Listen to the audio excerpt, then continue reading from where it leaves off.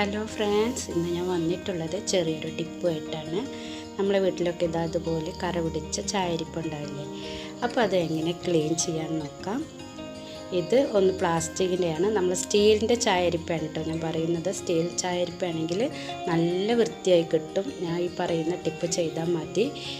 ഇത് ഞാൻ എൻ്റെ അടുത്തൊരു പഴയ ഒന്നുണ്ടായിരുന്നു, അതും കൂടി എടുത്തതാണ്. ഈ ചോപ്പിൽ സ്റ്റീലിൻ്റെ വലയാണ് ഇട്ടിട്ടുള്ളത്, മറ്റേത് പ്ലാസ്റ്റിക്കിൻ്റെ വലയാണ്. എന്നാലും നമുക്കതൊന്ന് ചെയ്ത് നോക്കാം അല്ലേ, എത്ര പോകും നോക്കാമല്ലോ. അപ്പോൾ ഞാൻ ഇതിലേക്ക് കുറച്ച് അപ്പസോഡ ഇട്ട് കൊടുക്കുന്നുണ്ട്. അപ്പോൾ കണ്ടില്ലേ, ഇതുപോലെ രണ്ട് സൈഡിലും ഇട്ട് കൊടുക്കുക കേട്ടോ.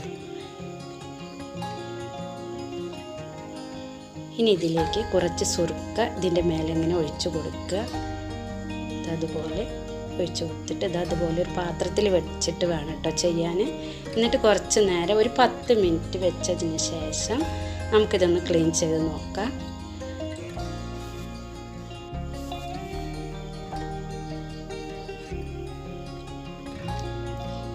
ഇതിൻ്റെ ചായക്കറൊക്കെ എന്തായാലും പോകും. ആ കറുത്ത പുള്ളി പോയി കിട്ടാൻ കുറച്ച് പണിയായിരിക്കും. അതിന് മറ്റേ സ്റ്റീലിൻ്റെ ചായരിപ്പാണെങ്കിൽ ഫുള്ളായിട്ട് വൃത്തിയാവും, നല്ല പുതിയതുപോലെ ആവും. ഇത് ആയി കിട്ടാൻ കുറച്ച് പണിയാണ്. ഇനിയിപ്പോൾ എൻ്റെ അടുത്തുള്ള ഈ ചോപ്പിൻ്റെ ഉള്ളിൽ സ്റ്റീലിൻ്റെ അരിപ്പാണ് കേട്ടോ, അപ്പോൾ അത് നല്ല വൃത്തിയായി കിട്ടും, അത് ഫുള്ളായി പോകും. പക്ഷേ ഈ പ്ലാസ്റ്റിക്കിൻ്റെ ഉള്ളിലുള്ള ഈ കറുത്ത പുള്ളി പോയി കിട്ടാൻ പണിയാണ്. അത് ചായക്കറല്ല, വെള്ളം നിന്നിട്ടുള്ള പുള്ളിയാണ്. എന്നാലും കുറേയൊക്കെ പോയി കിട്ടും കേട്ടോ. നമുക്ക് ചെയ്ത് നോക്കാം. ബ്രഷ് ഇട്ട് തേച്ചിട്ടൊന്നും വല്ലാതെ ക്ലീൻ ആവുന്നില്ല. അപ്പോൾ ഞാൻ എൻ്റെ അടുത്തുള്ള കമ്പി വെച്ചിട്ടൊന്ന് അതുപോലെ ചെയ്ത് നോക്കട്ടെ. സ്ക്രബ്ബർ വെച്ചിട്ട് കുറേ പോയി കിട്ടിയിട്ടുണ്ട്. അപ്പോൾ നിങ്ങൾ ഇതുപോലെ ചെയ്യുമ്പോൾ നോക്കണം കേട്ടോ, അത് പ്ലാസ്റ്റിക്കിൻ്റെ ആകുമ്പോൾ കീറാൻ ചാൻസ് ഉണ്ട്. അപ്പോൾ നല്ല അമർത്തിയൊന്നും തേച്ച് കൊടുക്കരുത്, നല്ല വേണം കേട്ടോ ഒക്കെ ചെയ്യാൻ. നമുക്കൊരു പാത്രത്തിലേക്ക് വെള്ളം എടുത്തിട്ട് അതുപോലെ ഒന്ന് കഴുകി നോക്കാം. ഇത് കണ്ടോ, അത് നല്ല വൃത്തിയായി വന്നിട്ടുണ്ട്. ഇത് സ്റ്റീലിൻ്റെ ആയതുകൊണ്ടാണ്.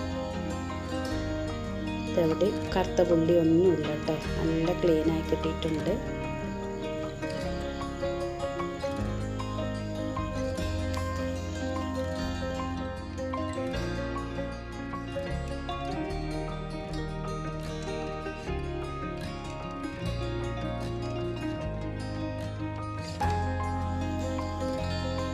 ഇനി നമുക്ക് മറ്റും കൂടി ഒന്ന് നോക്കി നോക്കാം. അതാ കുറേ ചായക്കറൊക്കെ നല്ല പോയിട്ടുണ്ട് കേട്ടോ. ആ സൈഡിൽ കൂടെയുള്ള കറുപ്പൊക്കെ ഒരു ഇതൊക്കെ പോയിട്ടുണ്ട്. ഇത് ഞാനൊന്ന് നോക്കിയതാണ്, പ്ലാസ്റ്റിക്കിൻ്റെ ആകുമ്പോൾ എങ്ങനെയാണെന്ന് നോക്കിയതാണ്. കുറച്ച് ടഫ് തന്നെയാണ് പോയി കിട്ടാൻ, ഉണ്ടല്ലേ. എന്നാലും കുറേ പോയിട്ടുണ്ട്, കുറേ വൃത്തിയായി കിട്ടിയിട്ടുണ്ട് കേട്ടോ.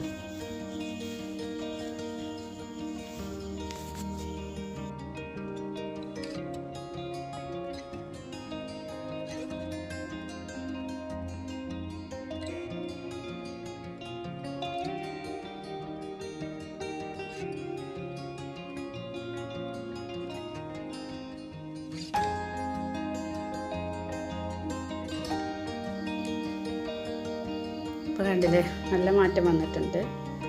ചെറുതായിട്ടൊക്കെ പോയിട്ടുണ്ടല്ലേ കറുത്ത പുള്ളി. അപ്പോൾ ഇത്രയേ ഉള്ളൂ.